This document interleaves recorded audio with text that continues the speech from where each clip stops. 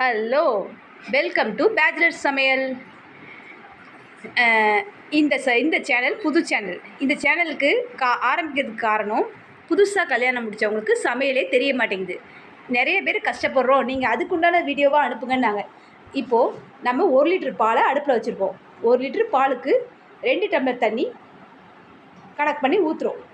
2 டம்ளர்ன்றது இது நாட்டு மாட்டு பால், அதனால் கொஞ்சம் கட்டியாக தான் இருக்கும். இன்றைக்கி என் பேத்திக்கெலாம் வந்திருக்கிறதால இதுக்கு நான் 3 டம்ளர் ஊற்றுறேன். ஏன்னா ரொம்ப திக்னஸ்ஸாக இருந்தால் பிள்ளைகளுக்கு கொஞ்சம் கஷ்டப்படும். சரி, இப்போது அடுப்பை நம்ம ரொம்ப சிம்மில் தான் வச்சுருக்கோம். ஏன்னா இந்த பால் மெதுவாக காய்ச்சும் போது அதில் மேலே நல்லா ஆடை பறிஞ்சு நம்ம வெண்ணெய் நெய் உருக்கிறதுக்கு ரொம்ப யூஸாக இருக்கும். இப்போது இந்த பால் நம்ம இப்போ சிம்மில் வச்சதால் 15-20 நிமிஷம் ஆகும் இந்த பால் காய்ச்சறதுக்கு. இந்த பால் பிள்ளைகளுக்கு ரொம்ப ரொம்ப சத்து. ஆனால் உங்களுக்கு கிராமத்தில் இருக்க எங்களுக்கு இந்த நாட்டு மாட்டு பால் கிடைக்கிது.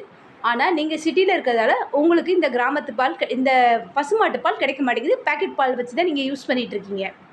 முடிஞ்ச வரைக்கும் கிடைக்கிற நேரத்தில் இந்த மாதிரி பசுமாட்டு பாலுக்கு பிள்ளைகளுக்கு கொடுக்கறதுக்கு பழகுங்க. இப்படி சிம்மில் அடுப்பில் வச்சு பாலை காய்ச்சறதால நெய் வெண்ணெய் எல்லாம் உங்களால் எடுக்க முடியும். இப்போது இந்த பாலை காய்ச்சி இந்த புது சேனலை ஆரம்பிக்கிறோம்.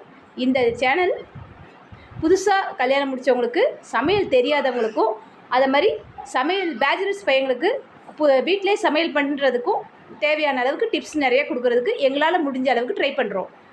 அது மாதிரி வெளிநாட்டில் இருக்கிறவங்க தனியாக அந்த சமையல் எங்களுக்கு பிடிக்கலை அப்படின்னும் போது எங்களுடைய சமையலை பார்த்து நீங்கள் என்னத்தையாவது கொஞ்சம் செஞ்சு உங்களுக்கு அங்கே கிடைக்கிறத வச்சு சந்தோஷமாக இருங்க. அடுப்பு எரிய ஆரம்பித்து 5 நிமிஷத்துக்கு மேலே ஆனதால் இங்கே பாருங்கள், நம்ம பொறுமையாக செஞ்சதாலையும் அங்கே மேலே நல்லா ஆடை வந்திருக்கிறத பார்த்துக்குதா உங்களுக்கு தெரியுதா? பால் நல்லா ஆடை இதாக போதா? இன்னும் ஒரு 5 நிமிஷத்துக்குள்ளே பால் பொங்க ஆரம்பிச்சிடும். சரியா? இப்போ நம்ம புதுசாக நம்ம ஏதாவது தொழில் தொடங்கணுன்னா பால் காய்ச்சுவோம்ல, வீடு பால் காய்ச்சுவோம், வேலைக்கு கடையை பால் காய்ச்சுவோம், ஹோட்டல் பால் காய்ச்சுவோம். அதே மாதிரி இன்றைக்கி நாங்கள் புதுசாக ஆரம்பிச்சிருக்க எங்களுடைய சேனலுக்கும் பால் காய்ச்சிரும்.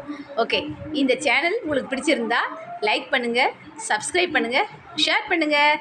தேங்க்யூ.